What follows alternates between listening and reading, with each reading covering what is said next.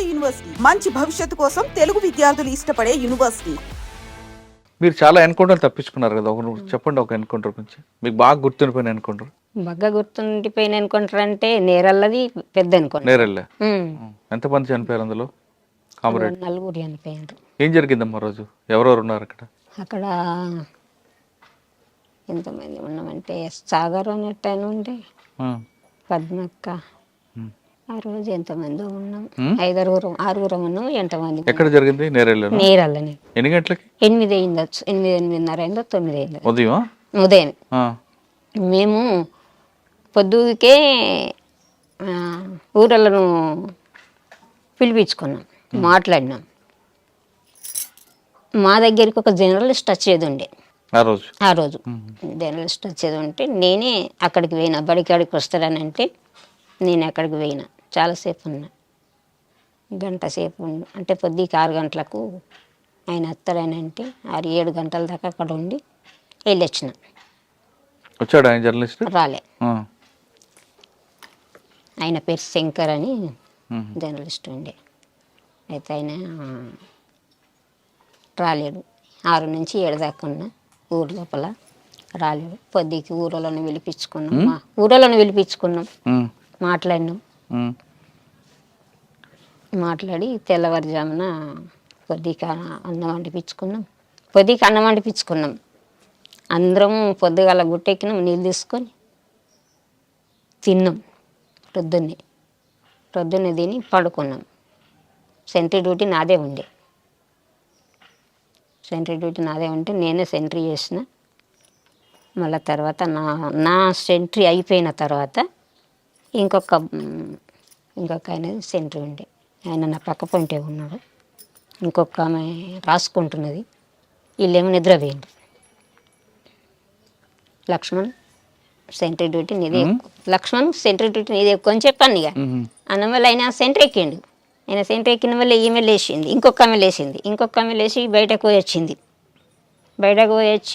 ఆమె ఏదో టాబ్లెట్ వేసుకొని అక్క నువ్వురా బయటకు పోదాం రానంటే గిట్లా బయటకు వచ్చినాం. వచ్చినప్పుడు ఏమీ లేదు అసలు.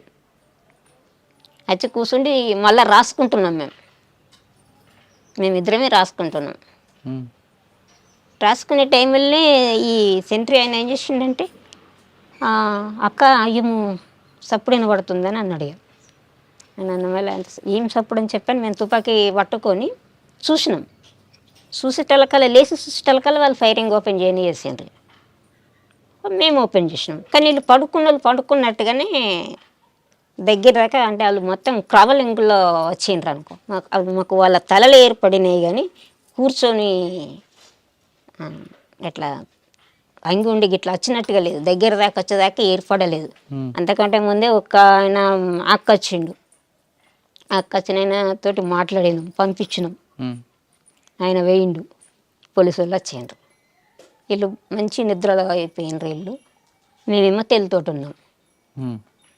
ఇవాళ పటాపట్ 3 దిశల నుంచి ఓపెన్ చేసిండ్రు. మేము తెలుతోటే ఉన్నాం కనుక మేము ఓపెన్ చేసినాం. అప్పుడు మేము ఓపెన్ చేసి కొట్టుకుంటా మేము వచ్చినాం. ఇక మేము బయటకు వెళ్ళిపోయినాం. ఇక లోపల వాళ్ళు పండుకున్నట్టుగానే చనిపోయినారు. అయ్యో, అట్లా అన్నట్టు. బాధ అనిపించదా? బాధపడ్డారా? అనిపించుడేనా. మరి ఎక్కడ కలుసుకున్నారు మీ అందరూ? మరి ఎన్కౌంటర్ అయినప్పుడు పలాని ప్లేస్లో కలుసుకోవాలనేది ఉంటుంది. ఏపీటీ ఉంటుంది. ఇక వాళ్ళిద్దరు ఒక కై అయినరు. మళ్ళీ నేను ఒకదాన్ని ఒక కై అయినా. నేను ఒంటరిగా అయిపోయినా, వాళ్ళు ఇద్దరు ఒక కై అయిపోయినరు. పొద్దున్న దాకా చుట్టూ పోలీసు వాళ్ళు. ఇక నేరల్లో చుట్టూ పోలీసు వాళ్ళు. ఇక ఎక్కడ కూడా మనం గుట్ట దిగ రాకుంటున్నది పోలీసు వాళ్ళు. ఆ టైంలో ఇక పొద్దున్న దాకా ఈ టైం నుంచి మొదలు పెడితే పొద్దుగుకే దాకా పోలీసు వాళ్ళే ఉన్నారు. గుట్ట దిగరాలేదు, కిందికి రాలేదు. ఎక్కడున్నారు? గుట్ట మీద ఉన్నారు. గుట్ట మీద ఉన్నాను. మరి పోలీసు చూడలేదు గుట్ట మీద? లేదు. అంటే ఇంకో దాని మీదకైనా ఉన్నాం కానీ ఇక మొత్తం నేరల్ల అడవి పెద్దదే కదా. ఇక ఎటు పక్క పోయి దిగి చూద్దాం అన్నా కానీ పోలీసు వాళ్ళే ఉన్నారు. ఇక మొత్తం రౌండ్ ఉన్నారు. ఇక ఎటు దిగరాలేదు.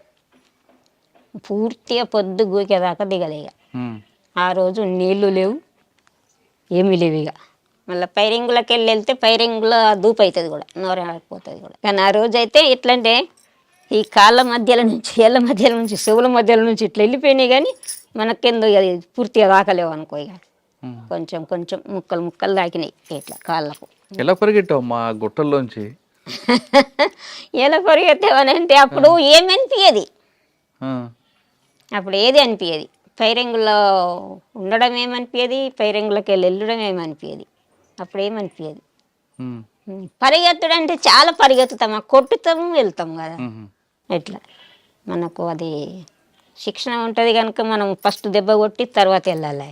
మనం ఎంత ఉరికితే వాళ్ళు మన ఎంబడవాడు ఉరికి రారు, ఉరికేస్తారు కదా. ముందు ఫైర్ చేసి కాసేపు ముందుకు కాసేపు ముందుకు అట్లా ఇక కొంచెం మనుషులు వాళ్ళు కాంట్రాక్ట్ ఫైరింగ్ ఆఫ్ చేసి ఉండడమే.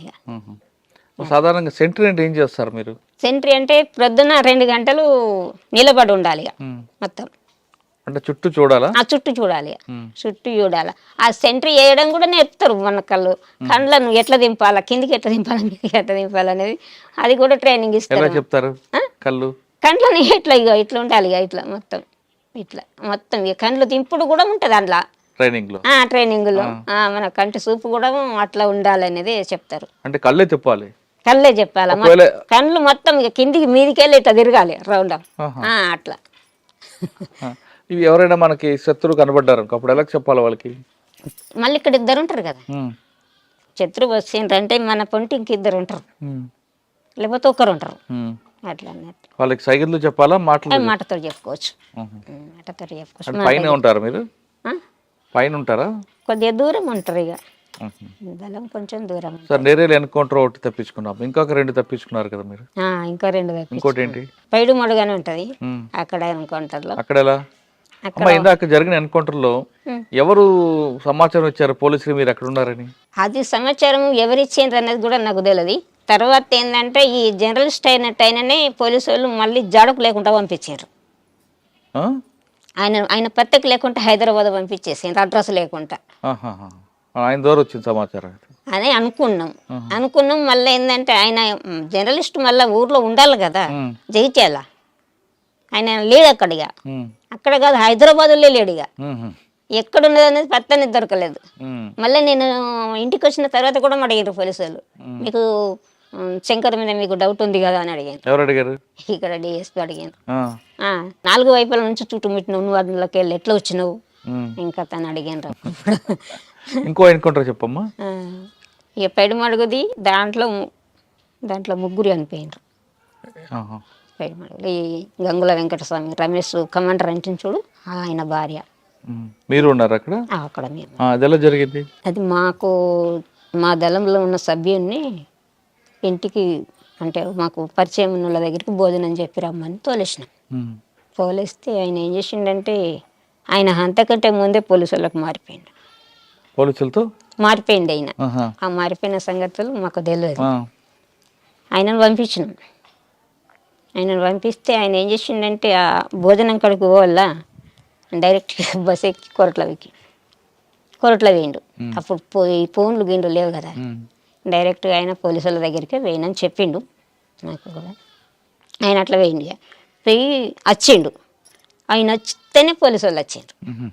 ఇంకప్పటికి అన్నం రాలేదు, ఈయన వచ్చిండు. అప్పటికి ఎప్పుడంటే ప్రొద్దున పోయిన మనిషి 2-3 గంటలకు వచ్చిండు. ఆయన పోయిన మనిషి 2-3 గంటలకు వచ్చేకల్లా ఈయన ఇప్పటిదాకా రాలేడు. ఎందుకు మాకు డౌట్ వచ్చింది. డౌట్ వచ్చి మరి చదువుకుందామని చెప్పి చదువుకుంటున్నాం, ఇక్కడికి వెళ్ళిపోదామని చదువుకుంటున్నాం. కలసి పోలీసు వాళ్ళు ఫైరింగ్ రెడీ చేసారు. అది అన్ని పొలాలు, పసుపు తోటలు. అయితే ఇంట్లో కూడా ఏమైందంటే పండుకున్నారు. ఒక ఆయన పండుకున్నాడు. ఈమె మాతో వచ్చింది ఫైరింగ్లో, వెంకటస్వామి భార్య. మేము ఇట్లా బయటకు వెళ్ళినాం కానీ ఆమెకు మాకు ఆమె అక్కడుండి ఫైరింగ్ చేసింది, నేను ఇక్కడుండి ఫైరింగ్ చేసిన. నాకు ఇటుకి పసుపు తోట ఉన్నది, నేను తోటలోకి వెళ్ళిన, నాకు దాకలేదు దెబ్బ, ఆమెకు దాకింది. నా పక్క పొంటే ఉన్నది, ఆమెకు తోట దాకింది, ఆమె చనిపోయింది. నేనేం పసుపు తోటలో నుంచి బయట చేసుకుంటా, నేను బయట అట్లా మళ్ళీ మేమందరం కలిసినాం. ఈ ఊర్లోకి తోలేసిన ఆయననే మాకు కాంటాక్ట్ కాడికి ఆయనను పంపించినాం. మళ్ళీ మాకు చింతకుంటలో కాంటాక్ట్ ఉండే.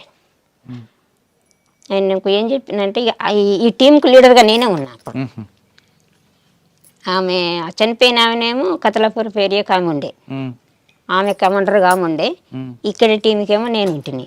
ఆమె చనిపోయి అయితే మళ్ళీ అక్కడికి ఈ ఎప్పుడైతే అన్నం కోసం పంపించినామో ఆయనని అక్కడికి పంపించిన. ఉమ్, మళ్ళా పంపించి మరి ఆ రూట్ చెప్పిన ఇంటర్నెట్ ఇట్లా ఈ మధ్యలో నుంచి ఇట్లా పెద్దగుండు కాడికెళ్ళి ఒక తవ్వు ఉంటుంది, ఉమ్, ఆ తవ్వ నుంచి ఇట్లా వెళ్ళు అని చెప్పని రూట్ అడ్రస్ అంతా చెప్పి తోలేసిన. ఉమ్, ఆయన అటు పోలే, చక్కగా మెట్టిపల్లి పోయి మళ్ళా ఉమ్, ఆయన మెట్టిపల్లి పోయి మెట్టిపల్లి కాడ బస్ ఎక్కి బండి ఎక్కి మళ్ళీ అక్కడికి పోయి అక్కడ మళ్ళీ హరిదళం అని ఉండి మళ్ళీ ఆయన మేము కలిసినాం. ఇక